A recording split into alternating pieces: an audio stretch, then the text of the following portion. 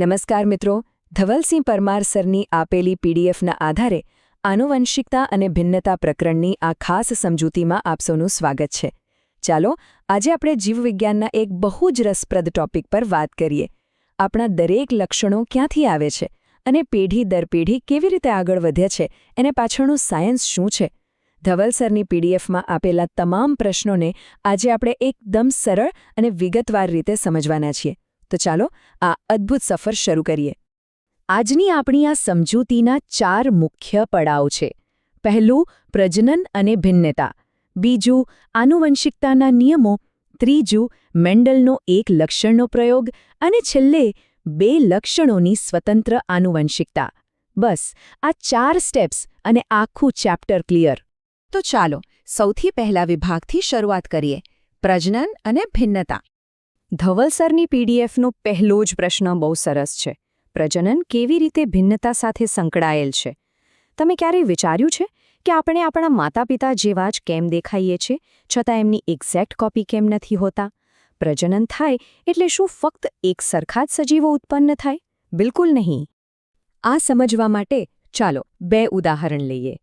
એક છે અલિંગી પ્રજનન, જેમ કે કોઈ શેરડીનું ખેતર. ત્યાં તમે જોશો તો બધા જ છોડ લગભગ એકદમ સરખા જ દેખાશે. ભિન્નતા સાવ નહિવત. પણ સામે પક્ષે લિંગી પ્રજનન જુઓ, જેમ કે આપણે મનુષ્યો કે પછી પ્રાણીઓ. આપણામાં વ્યક્તિગત સ્તરે કેટલી બધી ભિન્નતાઓ જોવા મળે છે. કોઈ 2 માણસો એકદમ સરખા નથી હોતા, ખરું ને? હવે અહીં એક બીજો સવાલ ઊભો થાય છે, અને ધવલ સરે પણ આ બીજો પ્રશ્ન બહુ પરફેક્ટ રીતે મૂક્યો છે કે આ ભિન્નતાઓ ક્રમિક પેઢીઓમાં કેવી રીતે ભેગી થાય છે. એટલે કે સમય જતાં આ વિવિધતાઓનું સંચયન કેવી રીતે થાય છે. સ્ક્રીન પર દેખાતી આ આકૃતિ જુઓ. અલિંગી પ્રજનન કરતા જીવાણુઓમાં પણ ધીમા ફેરફારો તો થાય જ છે.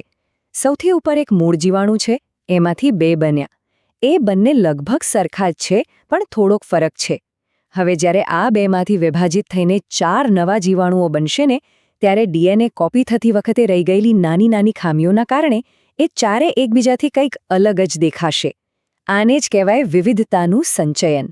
હવે આગળ વધીએ આપણા બીજા વિભાગ તરફ, આનુવંશિકતાના નિયમો.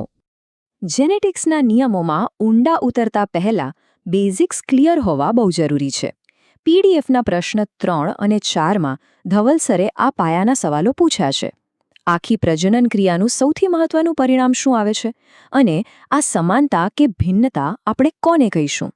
એકદમ સરળ ભાષામાં કહું ને, તો સમાનતા એટલે એવા મૂળભૂત લક્ષણો જે આપણને આપણા પેરેન્ટ્સ પાસેથી સીધા વારસામાં મળ્યા છે. અને ભિન્નતા એટલે શું? જ્યારે આપણું ડીએનએ કોપી થતું હોય ત્યારે તેમાં જે અમુક નાના ફેરફારો રહી જાય છે, જેના લીધે આપણે આપણા પેરેન્ટ્સથી થોડા અલગ દેખાઈએ છીએ. બસ એ જ ભિન્નતા છે.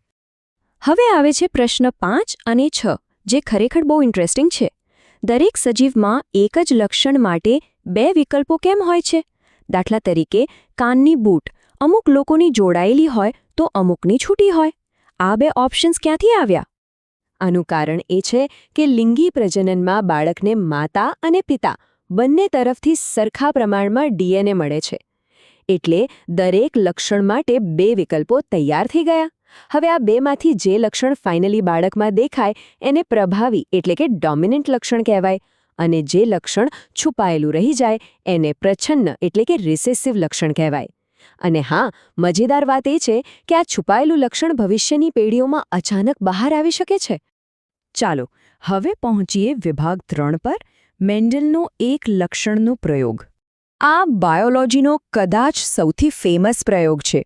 ધવલ સરનો 7મો પ્રશ્ન આપણને સીધો મેન્ડલના પ્રયોગ તરફ લઈ જાય છે. વટાણાના છોડમાં ઊંચાઈની આનુવંશિકતા કેવી રીતે કામ કરે છે?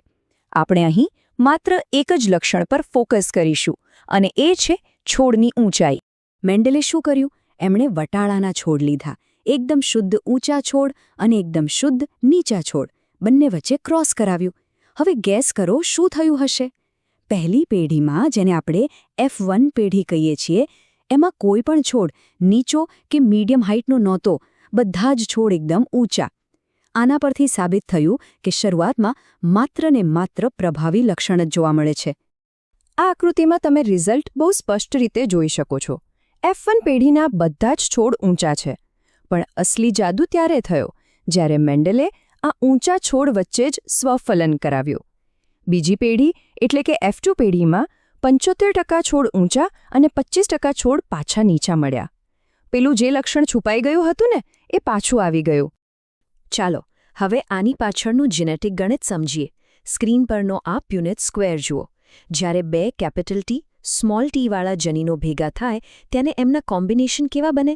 એક કેપિટલ ટી, બે કેપિટલ સ્મોલ ટી અને એક સ્મોલ ટી. મતલબ કે પહેલી પેઢીમાં જે સ્મોલ ટી એટલે કે નીચાપણાનું લક્ષણ સંતાઈ ગયું હતું એ અહીં પાછું દેખાય છે અને આપણને મળે છે ફેમસ 3:1નો ગુણોત્તર.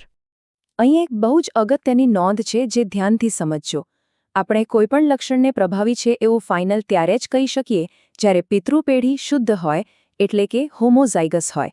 બ્લડ ગ્રુપના કિસ્સામાં પણ આવું જ થાય. જો પિતાનું બ્લડ ગ્રુપ A હોય અને માતાનું O હોય અને જો બાળકનું બ્લડ ગ્રુપ O આવે તેનો મતલબ એ બિલકુલ નથી કે O પ્રભાવી છે.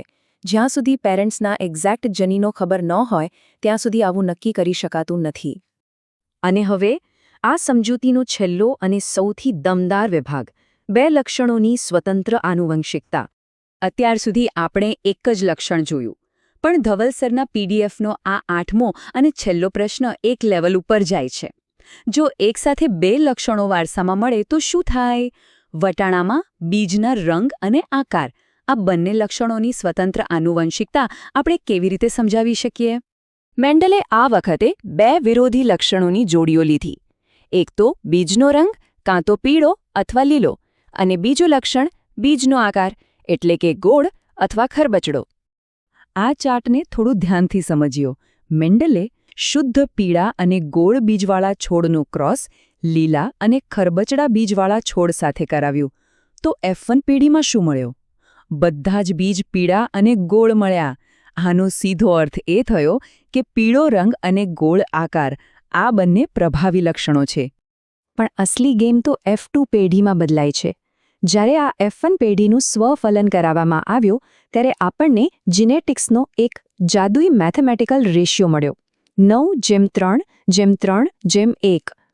આકૃતિમાં જુઓ, ઊંચાઈ અને બીજનો આકાર કેવા નવા જ કોમ્બિનેશન બનાવે છે. આ ગુણોત્તર બૂમો પાડીને સાબિત કરે છે કે કોઈ પણ બે લક્ષણો એકબીજા પર આધાર રાખતા નથી. ઊંચાઈ અને બીજનો આકાર સંપૂર્ણપણે સ્વતંત્ર રીતે વારસામાં ઉતરે છે. તો ફાઇનલી આપણે શું શીખ્યા આમાંથી? આ આખી સમજૂતીનો નિષ્કર્ષ એકદમ સ્પષ્ટ છે. લક્ષણો સ્વતંત્ર રીતે વારસામાં મળે છે. કલર નક્કી કરતા જનીનો એવું નથી કહેતા કે ભાઈ તારો આકાર ગોળ જ હોવો જોઈએ. એક લક્ષણના જનીનો બીજા લક્ષણને ક્યારે કંટ્રોલ કરતા નથી. આપણે ધવલ સરની પીડીએફના તમામ પ્રશ્નોનું એકદમ ડિટેલમાં વિશ્લેષણ કર્યું. પણ જતાં જતાં એક સવાલ પર ચોક્કસ વિચારજો. મેન્ડેલે શોધેલા આ એકદમ સૂક્ષ્મ અને સચોટ ગાણિતિક નિયમો પૃથ્વી પરની આટલી વિશાળ, અદ્ભુત અને સુંદર જીવસૃષ્ટિનું આટલી સાયલેન્ટલી કેવી રીતે સંચાલન કરતા હશે? ખરેખર આજ તો કુદરતની અને વિજ્ઞાનની સાચી સુંદરતા છે. આજના વિશ્લેષણમાં જોડાવા બદલ આપ સૌનો ખૂબ ખૂબ આભાર. શીખતા રહો અને વિચારતા રહો.